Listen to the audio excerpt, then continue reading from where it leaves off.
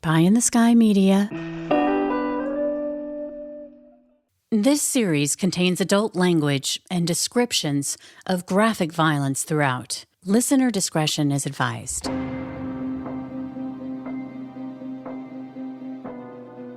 But I remember a little bit too much focus, I think, on this bandit that was robbing banks and who is Hollywood. And it's kind of typical for some of the anti-heroes that come from here. This is the area where D.B. Cooper comes from, and all of the other dark anti-heroes that maybe draw too much attention for some casual viewers because it sounds so audacious that somebody would put on disguises and go rob banks. But if you get into the detail of what they were doing, it was like, it's amazing that nobody died in the course of those robberies. Welcome back to Criminal Mischief with Carolyn and Brandon. You're listening to episode 179, part 4 of Hollywood, The Point of No Return. A quick reminder before we get started. If you haven't already, please listen to part 1, 2, and 3. This will catch you up on the Hollywood story, and the episodes are available right now in our Criminal Mischief feed. And now, let's get started. On last week's episode, Scott Scurlock had sworn off drug dealing after his friend and dealer was murdered. But he had enough buckets of cash. Remember, he'd bury them all over his 19-acre property, which kept his lifestyle going. He added to his treehouse, had fun with his friends. Of course, he traveled and continued to pursue his romantic interests. And of course, he loved his extreme sports, enjoying nature, and reading. But in his downtime, he loved watching movies, like Young Guns, over and over again. Buddy.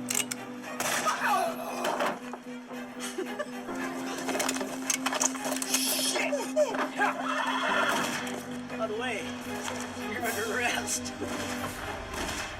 Scott was obsessed with the fact that he was related to Doc Scurlock, who rode with Billy the Kid.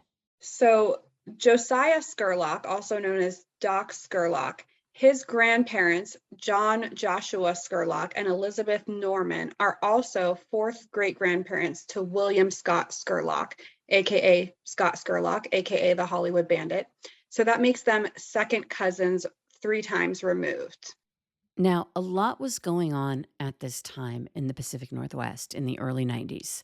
Scott lived in Olympia, which is the capital city of Washington State. But at that time, in the early 1990s, Seattle was fast becoming the epicenter of the grunge music scene, an underground explosion that, at the same time, was being threatened by tech wealth and a rapidly changing city. Something I discussed with retired Seattle police detective Mike McGann. Now, Mike's a lifelong Seattleite who had a front row seat of this transformation. The white-collar side, all the uptick with the dot-com boom that was occurring here. You had Microsoft in our backyard, and you saw all these other startup companies too. You also had the grunge scene, which was popped up here. Some of the best music in the country, if not the world, was coming out of Seattle or Washington State. Kind of like when years ago people would go to Hollywood to become an actor, people came to Seattle to become a singer or a musician. And you met a lot of these people that came from all over this country, if not Canada or Germany or some of these places where rock and roll, and especially the grunge scene, was really popular. And so you'd meet a lot of these people. But the other side to the blue-collar scene was the epidemic with the heroin usage. Heroin was a huge component of that scene. And I'm not saying everybody that played a guitar or set of drums was an addict, but a good portion of them were. And I mean, you saw what went on with Kurt Cobain and everything there, and it's still always argued today. And then you've seen some of these other musicians that were local musicians that had died from overdoses or other complications from overdoses.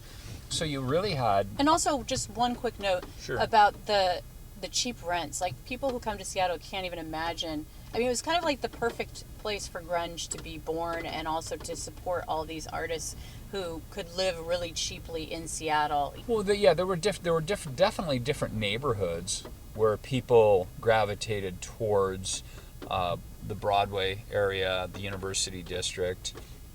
There were different pockets downtown, whether the hostels that people would go stay at, or they'd live as a group in a boarding house somewhere, or rent an apartment, or just find a hotel somewhere that they could stay at for an indefinite period of time, trying to land a gig or a job, or get hooked up with some of these different other starving musicians.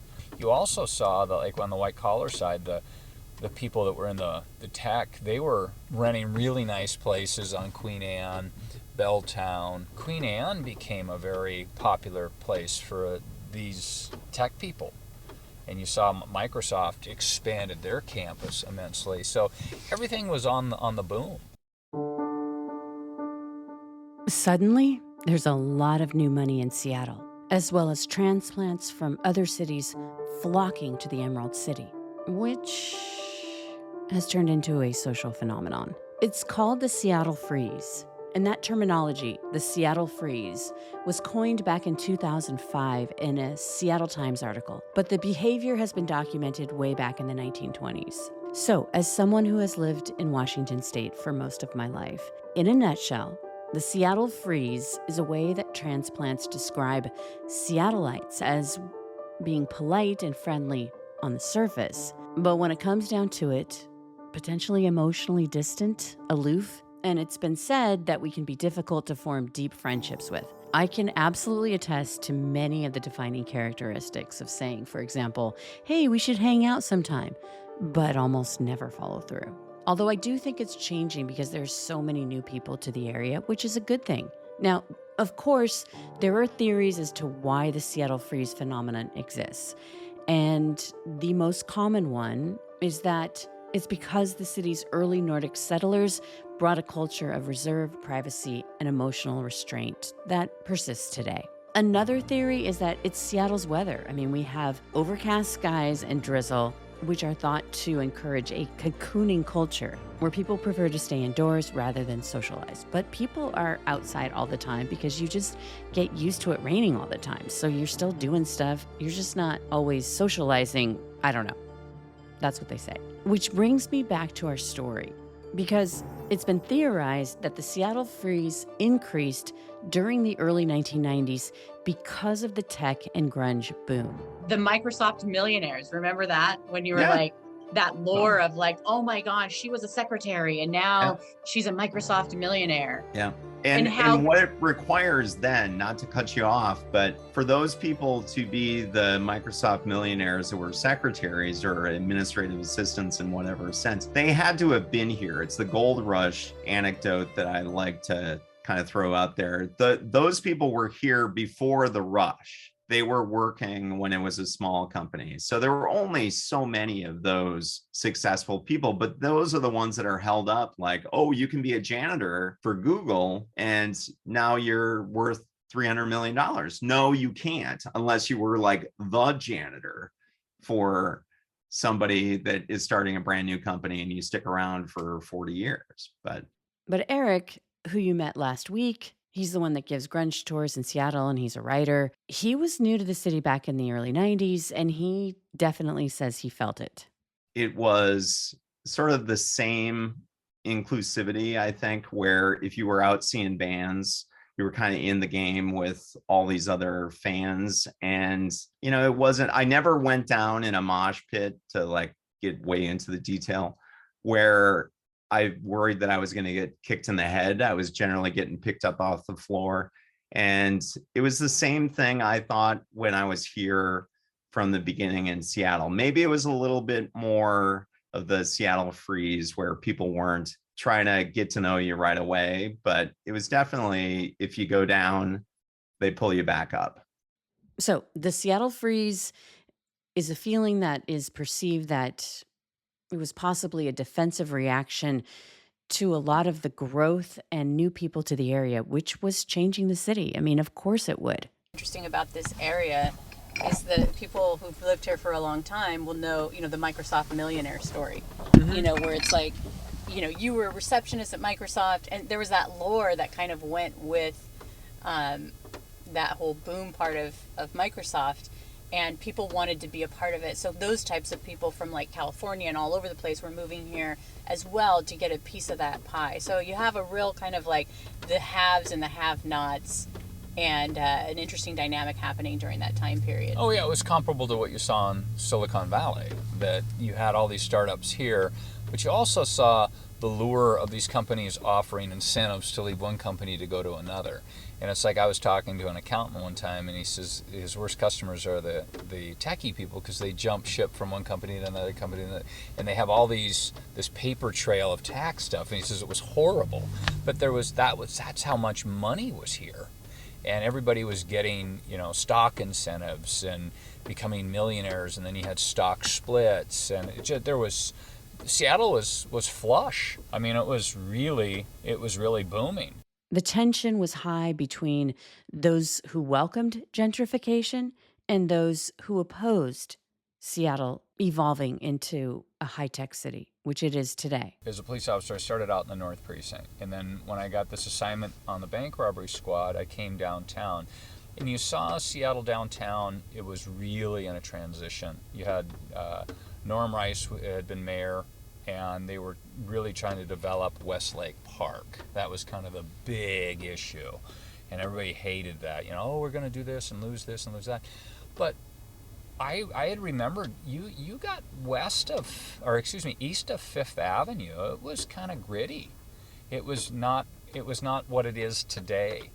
I mean, you saw those beautiful high rises go up, Columbia Tower go up. You had all those different apartments and hotels that were east of 4th Avenue. You had Belltown boom, the people wanted to become urbanites and live in the city, in the high-rise apartments and condos that were developed there. And you really saw Seattle kind of go from a dirty scene to a really nice, beautiful waterfront scene. They tried to change the name Belltown to West Edge. And that went over my head. Yeah, they wanted to reinvent all this different stuff, and I don't even know if West Edge ever stuck, but Belltown was Belltown. It was kind of a neat name, and you had all these bars and neat restaurants and these small boutique stores popping up, and it was nice. And I can also say at that time, I thought we had our finger on the pulse of crime. We were taking care of the problems, we were making arrests. If anything big happened, we were on it. And I think people like that sense of security. So what did they do? They moved downtown. They came downtown. They opened up businesses. They shopped. They ate. People really took pride in seeing or watching Seattle develop. And I think a lot of that credit that I remember went to Norm Rice and getting that going, getting that ball rolling, and the developers that saw the potential what Seattle really had to offer. So it was nice to see that, and it was clean. You had Nordstrom booming. You had Bon Marché turned into Macy's at that point as well. That was booming. Everybody was fat. Everybody was happy, but we still had the epidemic of heroin, and heroin, for some reason, was just the drug of choice then. We went through the 80s with the crack epidemic, and crack was still lingering, but heroin had just stayed consistent with us, and we found out later on that was one of the main drug of choices for our bank robbers. I would say 95% of the people that I dealt with were drug users. The other 5% were gamblers, thrill seekers, professionals, or people out of sheer desperation. And that the drug users, it was the opiate addiction. And we didn't have the onset yet of Oxycontin or any of the other synthetic opiates. It was black tar heroin. What was very interesting is working bank robberies, we'd also work a lot with the narcotics people, because some of these people they would turn a source and say, hey, there's a guy coming in with a lot of $20 bills. Some had red dye on it or something like that. So Red dye from what? Dye packs going off in bank robberies. Oh, so can you wash it off the bills? No, you can't. You can wash it off yourself. It takes about 7 days. No, it takes longer than that. It takes. Look at you with a smile on your face. It's because I had one go off on me one time, and I was inside a bank when a girl robbed a bank while I was there, and I ran through the plume, and it got all over my shirt, and I made the mistake of picking it up and burning my hand, and I mean it was just a shit show. But I've been. So wait, how long did it take for it to come off? Oh, it can take weeks depending on how bad the device goes off on you. A perfect storm was brewing in Seattle. A heroin epidemic, banks on every corner because of a booming economy. There's another company that, don't overlook this too, that started up here, and it was Starbucks. There used to be a Starbucks here at 1002nd Avenue. There was a Tully's at this corner, a Starbucks at that corner. There was a Starbucks in that building over there. There was basically, we always used to laugh about it, that where there's a Starbucks, there's a bank. Where there's a bank, there's a Starbucks. And there literally was a bank on every corner. And I never forget one time having to go to a bank robbery right next door. There was a Seafirst Bank next door that got robbed. We just walked over there. And there was a bank, the U.S. Bank used to be across the street from that. And there's credit unions tucked inside some of these small buildings. You go down one more block, there was another bank down there at 2nd and Marion. So there were banks, I mean, every direction you went, you could hit something, either a Starbucks or a bank with a baseball, corner to the neck. And add to this already perfect storm, a movie. An action-packed blockbuster, Point Break, was released in the summer of 1991. This was never about money for us. It was about us against the system. That system that kills the human spirit. We stand for something. To those dead souls inching along the freeways in their metal coffins, we show them that the human spirit is still alive. Now, on the surface, Point Break is about a crew of bank robbers, but it's really centered around their relationship, these male friendships, their bonding, extreme sports, the rush of an adrenaline-pumping lifestyle. Basically, they rob banks to pay the bills, but also as a way for capitalism-hating surfers to thumb their noses as what they believe was a corrupt system. The movie is an ultimate clash between what it is to be a hero versus an anti-hero in the modern world. And this movie had a huge impact on Scott Skurlock and many wannabe bank robbers across the country, but hugely in Seattle. In the early 1990s, Seattle was ranked number 5 in the nation for bank robberies. I am not pleased to hear that people do copycat robberies, and are inspired by Point Break, but we're a society where movies are very important to us and people kind of over romance the importance of these movies. That's the screenwriter for Point Break. My name is Peter Iliff, and my pen name is W. Peter Iliff, because my name is William Peter Iliff. Okay, all right. So, because us writers like to be fancy, we make the byline a little bit more fancy. Does anybody ever call you W. Peter Iliff? Oh yeah, you get all sorts of, right? You get all the bro names. Peter started writing the screenplay back when he was waiting tables.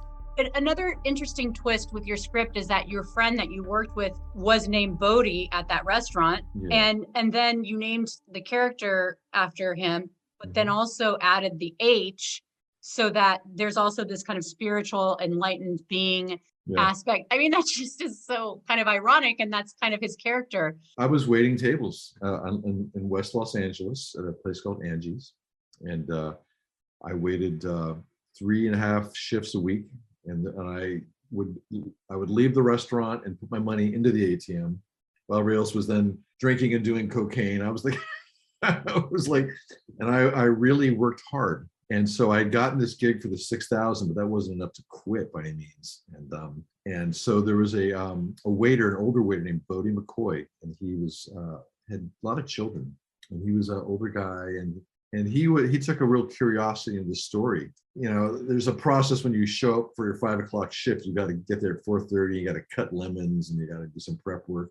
And we'd always be kind of doing the cutting lemons and talk, and he'd ask about the script. And he gave me lines like 100% pure adrenaline came from this guy's mouth, and a lot of that mojo around that idea, like hesitation will make your worst fears come true, which is something I live by. In the water or on a bicycle, or on the ski slope, which is my thing. And it was really sweet. And then years later, Bodhi, like I said, he has like 9 kids, so every now and then he'd need money, and I kind of have to give him money.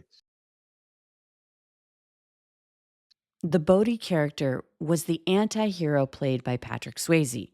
Now, Bodhi's counterpoint, Johnny Utah, who was a former Iowa State quarterback and rookie FBI agent, was played by actor Keanu Reeves. So when Peter wrote the screenplay, he wasn't thinking it would inspire someone like Scott Scurlock to become a bank robber. He was looking to do a deep dive into the push-pull between classic character archetypes. I was reading an article you were recently in, or you were on a podcast, and you talk about the bromance, and that was an intended part of the screenplay coming from your own experience in your own life. I lost my father at a very young age, 8, and was raised by my mother, and I had 2 older sisters, and they left the house soon after. So I was raised with a grieving mother, and so my male friends were always very important to me. And, young men seek role models. So I've just always been a guy who's developed a close relationship with friends, and with male friends. It's a very powerful connection, as I'm sure the sisterhood thing is for you ladies. But for us guys, to have someone we can trust, watch your back. So yeah, the Utah Bodhi thing was a bromance. Two guys are really cut from the same cloth, but they are on opposite sides of a badge. And so that makes a great little dilemma to play with. And, well, one of the things that you had said is that your bros is you get things that you can't necessarily always get from a wife or a daughter or a female friend. And I think that you're right.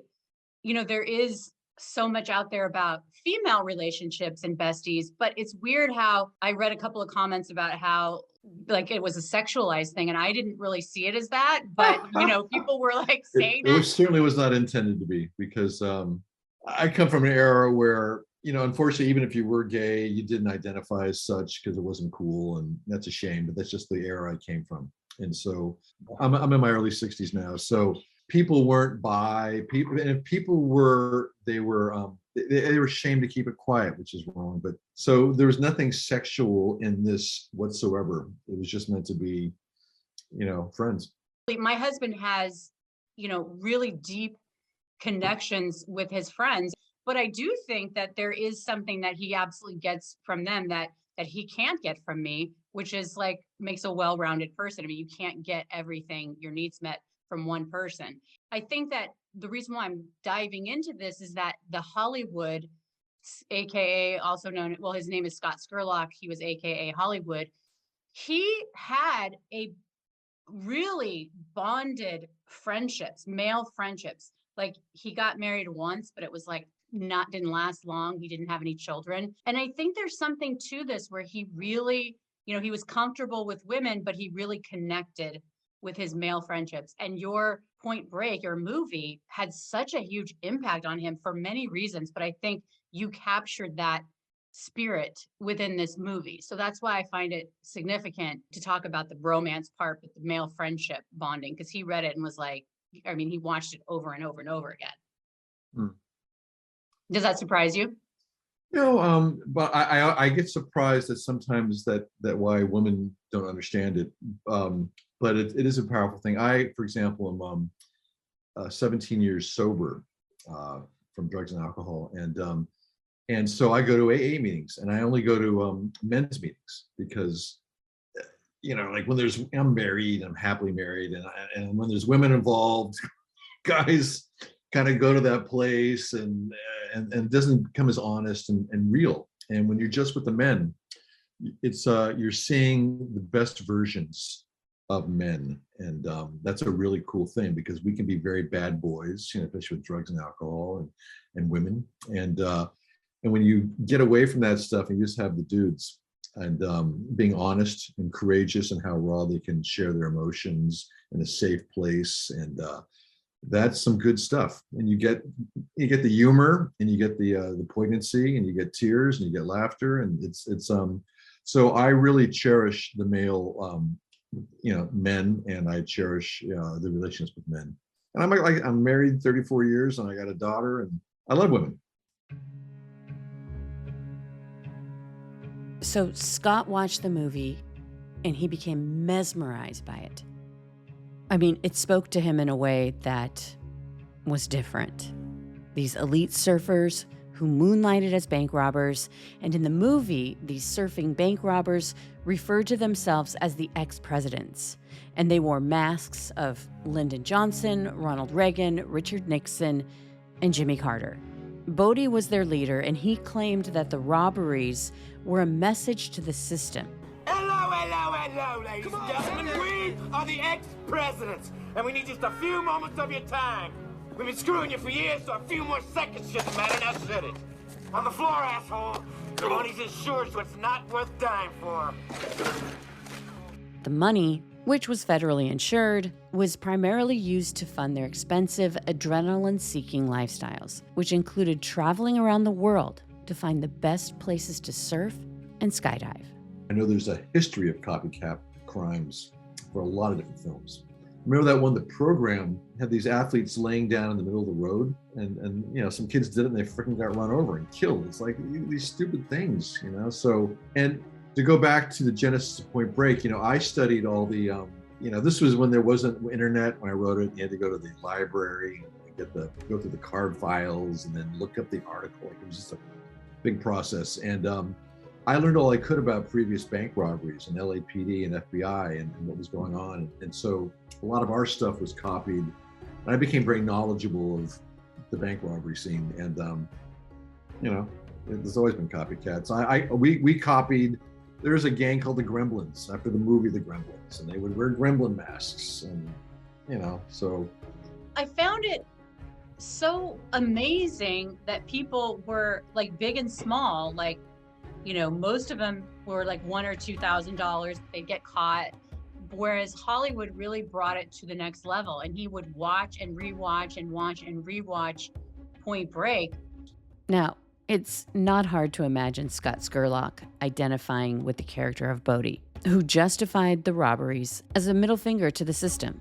But even though Bodie says it's not about wealth, he and his crew don't give away the money that they steal. They make it really clear that not only do they enjoy their lifestyle of traveling around the world to enjoy the adrenaline rush of these extreme sports, which is something Scott never lost his appetite for. They would go down to these cliffs and jump off the cliffs into the ocean, and then the ocean would smash you into these cliffs and kill you unless you managed to dive down deep enough and swim out. And they used to love doing that. And I remember watching them one time thinking, I would never do that, and I can't even watch them, but it was just very exciting. And would he, what was his demeanor? Like, did he just like, I love this is how I feel alive? Like, what, or was he just like, hey, I'm young and I'm dumb? Like, no, it was just exciting. I guess that's why people skydive and do all these other things. But also in the movie, Bodie makes it clear that robbing banks was also like a drug of choice. It fueled that dopamine rush, just like these extreme sports. Scott Scurlock keyed into. The other thing was, like you said, you were struggled with alcohol. I struggled with cocaine. Oh, okay. And I'm a Hollywood cliche, but I clean that shit up. My wife said to leave to move out or get clean, and I chose my family. And I really enjoyed my journey of sobriety. Sobriety's great. Good for you. What you said in one of your interviews was that need for that dopamine shot, and also, kind of how you justify a life on the edge where you could lose at any moment. And I think that also speaks to the Scott Scurlock character, where he identified with the Bodie character. He was very much an extreme sportsman himself. He always pushed his, push stuff to the edge, whether it was, hiking on Mount Rainier with just Converse, his signature Converse, and not being prepared with like water and just knowing that he would find it and not stressing, and that he Well, could do that's anything. stupid. But being on the edge is, I think, is an extension of alcoholism. It's a dopamine hit.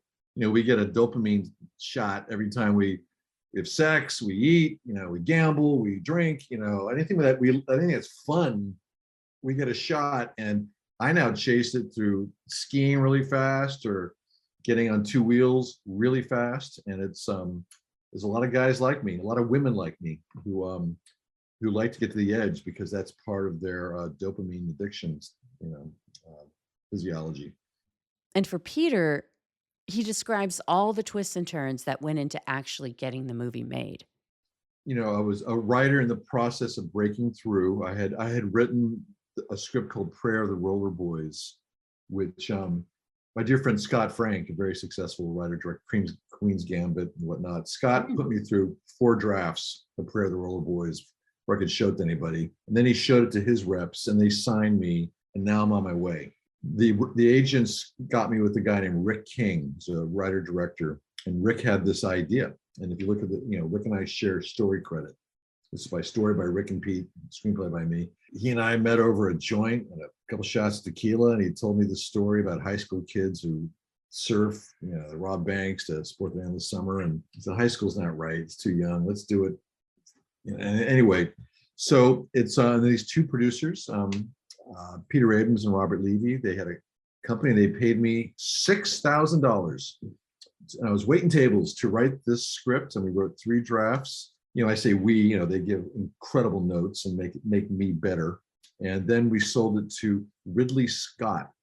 Wow. At Columbia Studios. And he must have been feeling so incredible. It was just a life change. It was a quantum leap life change, which is what happens to writers. You finally, but Ridley fucking Scott, he was just off of somebody to watch over me. But that meant that Alien and Blade Runner were very fresh, very fresh. And so this was the guy. And then the film fell apart 5 months into this process because Columbia Studios changed hands. It became Sony, and the brass was fired, and the film went turnaround. And Ridley took a little film with a little actor named Michael Douglas called Black Rain, and ours waited about 4 years before Catherine Bigelow and Jim Cameron. She was married to Jim. Jim produced, and Jim rewrote Point Break. You have to give Jim, the great Jim Cameron, who I'm just his biggest #1 fan. He really turbocharged this. But when it's an original screenplay, it's very difficult for other writers to get credit. It's just the way the guild works. So I benefit from having a Jim Cameron rewrite. So when Point Break was released in the summer of 1991, Peter had no idea that it would become iconic for a bunch of different reasons. The positive of it was how it resonated with the audience to pursue their passions. Oddly enough, when the film was made and released, it was a real darling script. It was one of those scripts that everybody read and kind of loved, and that's why all of a sudden I became a Hollywood A-list screenwriter back then. And Hollywood didn't like the film because it was more turbocharged than my drafts. Mine were much more character-driven and less action. And so the people in my world were like dismissed it, and I'd gone to do Patriot Games and Varsity Blues. I was getting a lot of kudos for those. And then all of a sudden, Point Break, I started realizing people really like this film. And then the years go by, and this cult following starts happening, and so it really took years for all of us to realize what an impact this film had. And I continue to get letters. I would back there get these handwritten letters. I don't know how they got my address, or they'd send it to my agent, which you could find my agent's address. There'd be people who would write these letters saying how this film changed their life, and they gave up that job, and they became spiritual, and they got into water, and like, holy cow, how cool that something you do can affect people's lives in what they feel is a positive and non-violent way. So it's not hard to imagine Scott Skurlock watching this movie in 1991 on the big screen. It's everything he lived for as an adrenaline junkie. Add to that the male bonding, the thumbing your nose at authority, and living to pursue your passions. By the summer of 1992, all the money that he'd made from his drug dealing was dwindling, a threat to his travel and his low-key, big spender lifestyle. And a seed had begun to grow that summer of 1991 with the Point Break movie. And in the coming months, it had continued to grow. And he continued to watch the movie because it was a time when he was watching on VHS. Something his former attorney recalled seeing at his treehouse lair. His treehouse, which I'm sure you're going to get into, had one floor that was basically a waterbed. And the first floor was kind of like the entertainment room with a lot of interesting TV. And back in the day of the VCRs, he had a lot of, ironically, tapes like To Catch a Thief, movies like that. And he liked, there was one, I forget another movie, but that he was highly fond of, involving folks wearing makeup and robbing banks. And Point Break. Yeah, Point Break. Yeah, that he had that. By the summer of 1992, Scott Scurlock was in his late 30s. He needed a new direction in his life, and he was ready to take a step towards it. And he was ready to transform into Hollywood. There was also a movie, which I think was after his period, which was Wisdom. I don't know if you've heard of this. It's an Emilio Estevez movie when he's pretty young. Yeah. And it's him and Demi Moore, and he basically realizes that he's never going to have success in the world and that he's destined to become a criminal. And he decides because he's destined to become a criminal, he doesn't want to be a criminal against the people. He wants to be a criminal for the people. So he goes to banks and he blows up mortgage records because particularly of farmers, to help them get out of debt, and then takes enough money to survive on. But that's sort of the extent of it. Next time on part 5 of Hollywood, Scott Scurlock robs his first bank in June of 1992. And from the beginning, although he could have worn a mask, he chose instead to disguise himself with a homemade prosthetic nose and theatrical makeup. Was this a nod to his famous uncle, Doc Scurlock? He was arrested, and this kind of ties in with Scott Scurlock. Doc Scurlock was arrested for disguising to obstruct laws. In all seriousness, he was. And Let's talk about that, because I wonder, that's such a great connection that you just made. What details do you have? What were his disguises? I don't know. I believe he just wore a hood. He didn't do kind of what, I read a little bit about Scott Scurlock last night, what he did in terms of, dressing up in the disguises. But I do know it was on the record. He went to court over that. Nothing really happened. You could get away with murder back then in, completely different time. But the heist itself quickly went off the rails. He tried to emulate Point Break. Oh, big time. But he fucked that up. But that rush only fueled his desire to get better.